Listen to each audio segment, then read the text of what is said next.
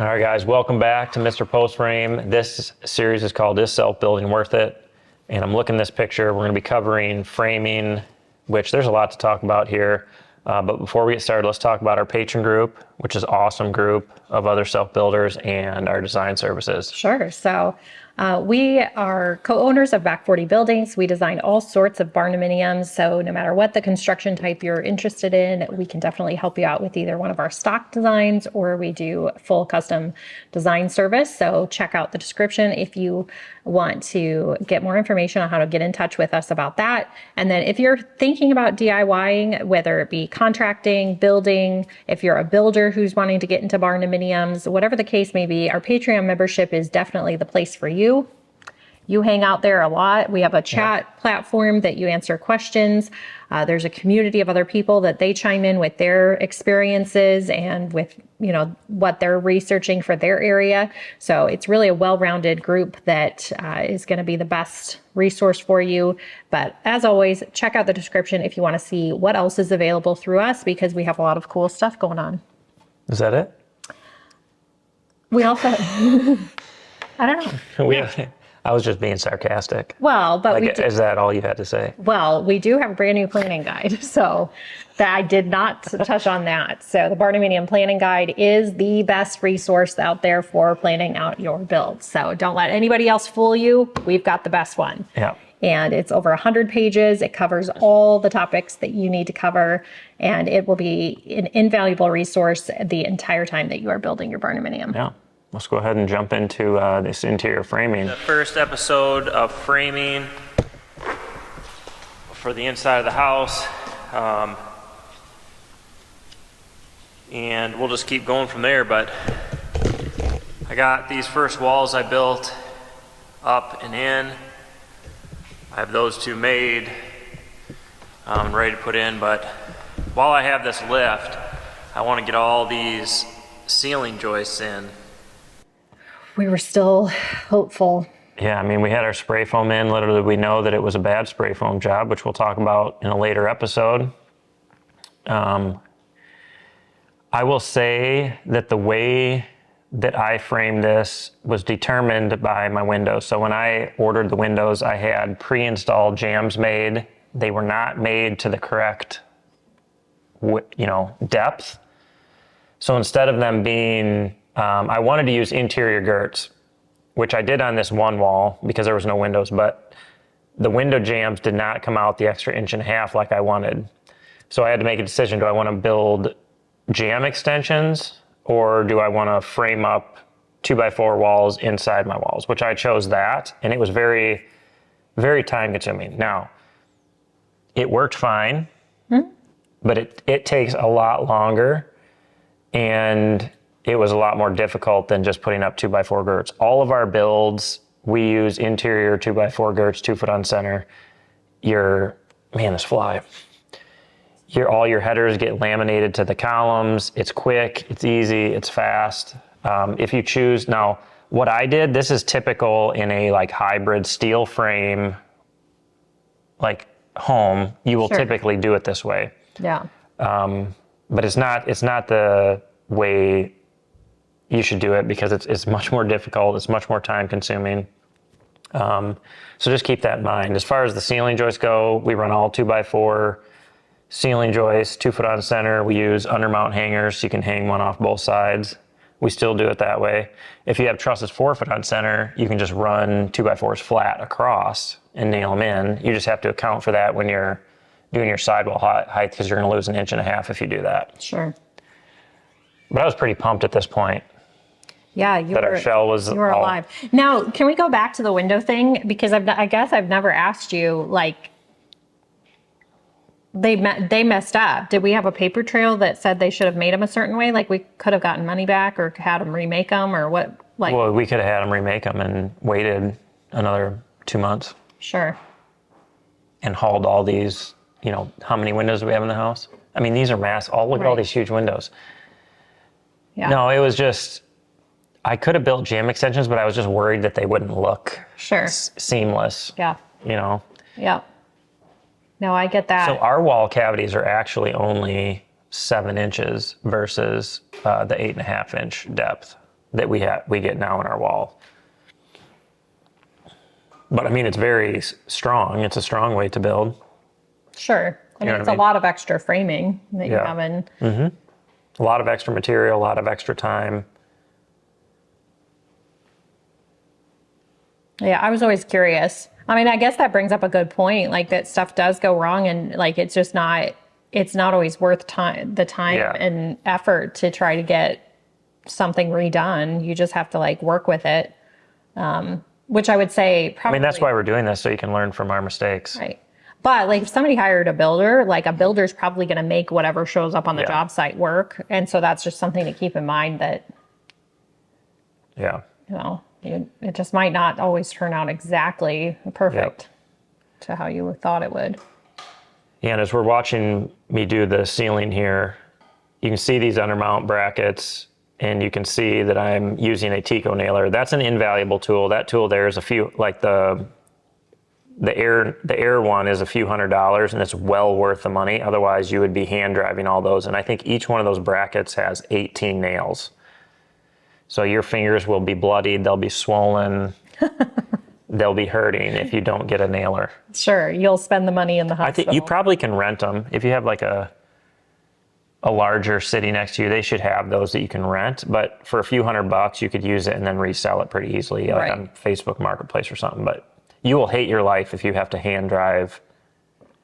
I think on the Prukas, the solo Barndo build that we just did, I think we only did half of the building, and I think would I tell you 1,500 nails? I think it was. And that was only 32 feet. So I was only doing like 4 bays, and it was like 1,500 nails. That's a lot. So definitely good purchase there is a Tico nailer. Yeah, and the ceiling joist, that's what you're putting up so that you can fix something to, like we did the wood paneling Or your drywall. or So something like that. On a typical stick frame build, you're going to have trusses 2 foot on center, so you have all of your nailers there. In post frame, where you're doing 8 foot on center, 4 foot on center, you have to fill that gap because drywall is not going to hang over a 4 foot span over an 8 foot span. You have to have 2 foot nailers, so that's why you add all these ceiling joists. Right. And that really, so when you get your trusses, you'll have your truss insulation where it'll show you have to have bracing. This will, if you use 2x4s, 2 foot on center, that will replace all your bottom cord permanent bracing that you need, because it is bracing that up and it makes it rock solid. Sure. Could that be maybe why some post frame builders, when they're doing residents, insist on doing 2 foot on center trusses? I mean, some of them, because, well, one, they're used to 2 foot on center. Sure. I mean, there is that, like, hey, if I put trusses 2 foot on center, all my ceiling nailers are already there. I mean, there's no perfect scenario, because if you do 2 foot on center, you got to run, or 4 foot on center, you got to run double headers down your side walls, which is time and extra money. So either way, you're having to do something differently. Right. I mean, at the end of the day, no matter what choice you make, you can make it work and it'll be fine. You did something here when you ran wires or something because of that, right? Or is that not because of that? Yeah, it is. So I didn't have girts on the edge of my post, so I ran conduit around my post because I didn't want to have to drill through, and I didn't want to have to go all the way up to the ceiling and back down with my wire. Especially now, wire is so much more expensive than it was 3 years ago. But if you have just standard girts, you're going to be able to go through there, plate it, and you'll be fine. I mean, this definitely took me a considerable amount of time to do this versus just throwing up some. I mean, in a day, I could have done all of that. And I think this probably took me 2 or 3 days, I suppose. I'm just talking about making a template, so if you don't have to take out 60 something nails, because I did have to do that in the garage. I put it in the wrong spot and had to pull like 40 nails. I mean, that's smart. Especially if you have limited, like if somebody has limited experience. Well, I mean, you're off like ½ inch, you're, Over 48 feet ends up being a lot. yeah. Yeah, so these headers to hold like our second floor. Well, this one really isn't weight bearing because all the I-joists go this way. Sure. So really, I could have got away without having these. But I mean, the reason I did that is because I wanted to kind of define the spaces a little bit. So it just felt, Yeah, it does feel good. and it would kind of match those. Yeah. I mean, either way, it would have looked fine, but I just thought it would look better versus having that one go through there to kind of make it look.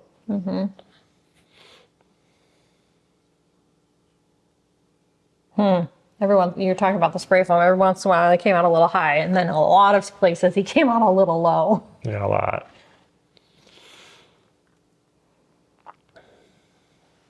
Yeah, and realistic, I put headers in there.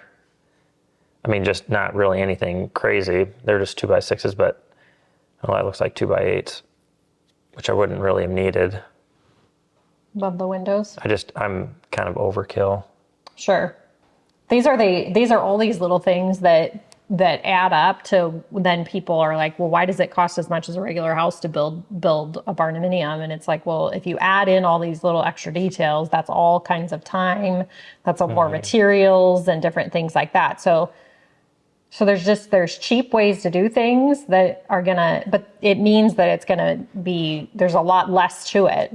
So you have to kind of decide if you're okay with that, if a builder's just going to do the bare minimum. Right. And to be honest with you, I wasn't really 100% sure like how things were going to turn out upstairs, if I was going to change stuff. So I wanted to make sure I had all the proper headers and stuff if we decided to do something crazy or. Sure. I mean, now I have a very streamlined process. But like you were working off a piece of graph paper, so. Yeah, I mean, this was all just in my head, so. Yeah. But you can see I did the normal, that's what we do everywhere. Which that's at 9:05. 11:30. Your plans are always a little lofty. I mean, looking at his spray foam job, now that I know what it's supposed to look like and everything, it's just not great. Not great at all. Not great. I mean, I was a little sus. I mean, when he was laying down on the floor in Yeah. the house, you were like, this might not be. But you live and you learn. Yeah. I mean, we have been just flabbergasted at the people that have decades of quote unquote experience in some of these trades and the quality of their work. Yeah. Yeah, it's one thing you've learned. It's like people are there, like to make money in the trades, like they have to move through jobs and they have to move through them Yes. very quickly And you can make to be competitive. I mean, really. Yeah, you can make a great living in the trades, but you're busting it and you're moving forward fast and you're not looking back. Like you're not. I think that people get frustrated in the barndominium community that they're like, well, why didn't they catch this or that doesn't look, and it's like, well, nobody's going to be paying attention to your home in the same way that you will. Well, and these companies, the guy that started the company and that knows what he's doing isn't the guy that's there.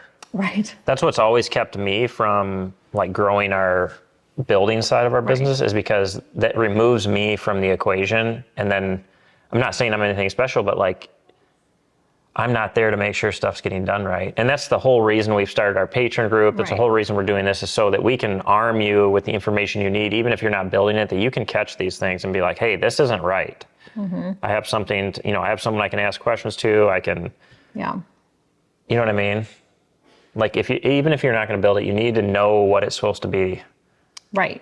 Yeah, having a general understanding. Because, there's a huge difference between you being on a job site and a, 22-year-old who has never done it before. Right. But that's what you get one guy that knows kind of what they're doing, and then you have 5 guys who are just there to get a paycheck. Yeah. Oh boy. I just said I had 14 minutes, you talked about your plans for building for other people. Yeah, we'll be moving on and building for other people. You just said you'd never. Can you hear this? 1425, you said you'd never not do spray foam. Just you love it. Well, I Now that we know what it actually is supposed to be like, it is epic. Our contractor we have now is fantastic. Mm-hmm. He impressed the spray foam manufacturing company with the smoothness of his walls. So you didn't lie. I didn't lie. No, didn't lie. We just didn't know how bad our job was. We will in another couple months. Yep. All right, so we're gonna, now that we've kind of got the exterior walls framed, we're gonna go ahead and move to the posts and headers that you kind of see right behind me. This episode, we're gonna cover the posts and the headers that are gonna support the upstairs. So let's go ahead and jump right into it. We're gonna start laying out these posts. There's 1, 2, 3, 4, 5 posts, and those will hold up the outside edge of the upstairs, and then this is the big vaulted area which you see right here, and those are the posts right there. We put these in, we could have like done without this middle one. Actually, we could have done without a couple of these if we would have put a big like metal beam in. Sure, we have a client that's doing that to eliminate all of them. Yeah, I mean, I guess at the time we thought like, I mean, I don't mind them, but you could go without them if you wanted. Yeah, the only one that I wish this one wasn't here, just because Sure. it does make it, mainly from a content standpoint, it makes it difficult to get a really nice big pan of the kitchen. Sure. Because you got the post in the way. So other than that, I mean, I could build a temporary wall and remove it if you wanted. right, just, no big deal. No, but I like them because it does give a lot of definition. When we have parties, people Yes. seem to like, it's another spot for people. If you're standing, people lean on them.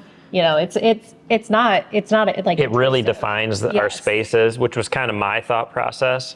It leaves it open, but it still defines the spaces. Now, you'll see me in this video, I poured footings under these piers. If you look at what the IRC requires, if you have a 6-inch deep by 12-inch wide footing underneath your concrete, that suffices. Now, I put piers in. However, the code also says if you have 6 inches of compacted gravel, that is a footing. So that's why I always try to get 6 inches of compacted gravel underneath my slab, because essentially I have a footing, according to the IRC, underneath the whole thing.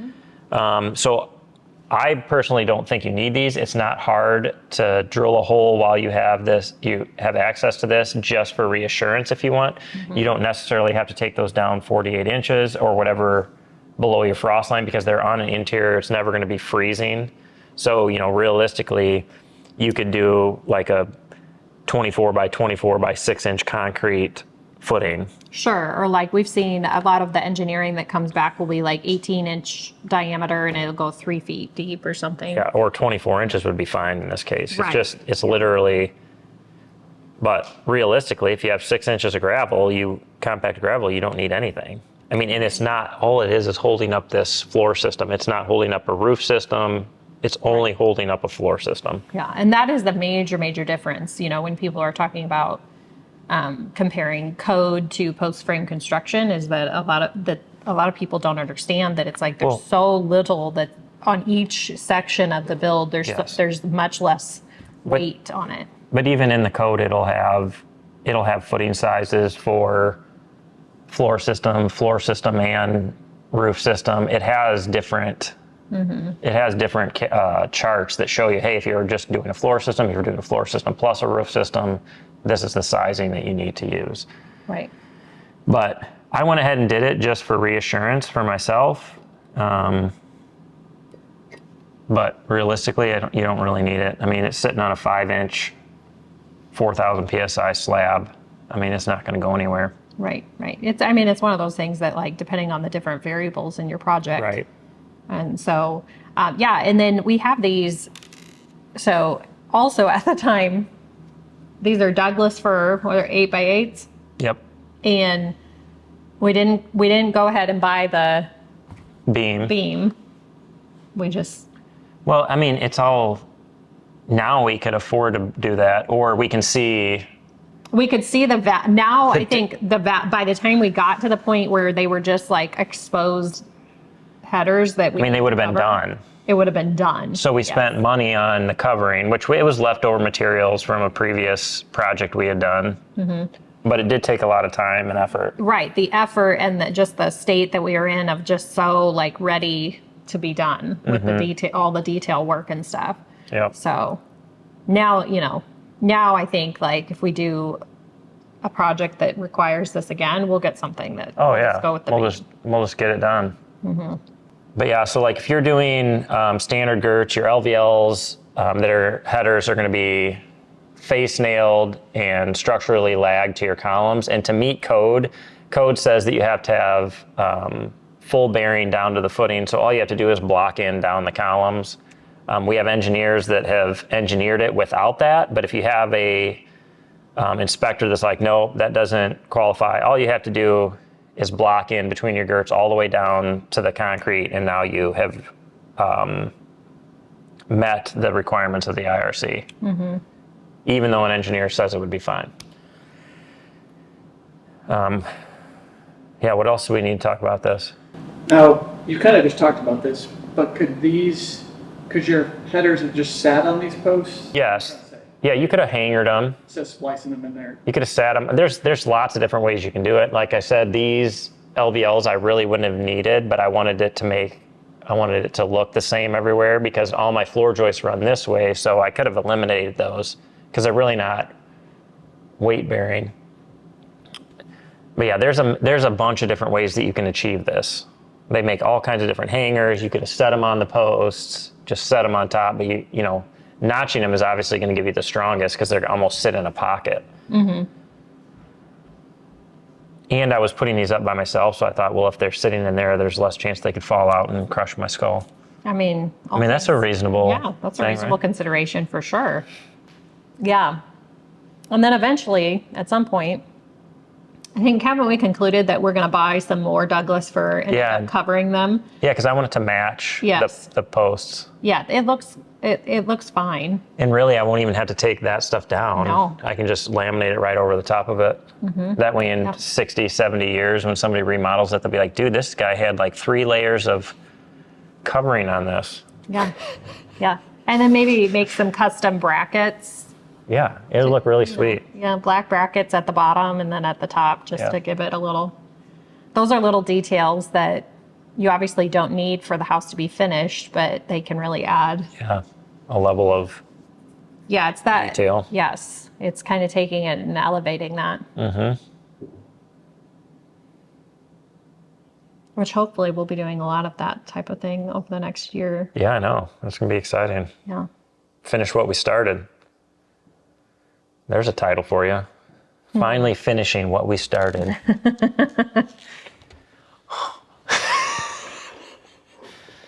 Anything else we need to cover with this? I don't think so.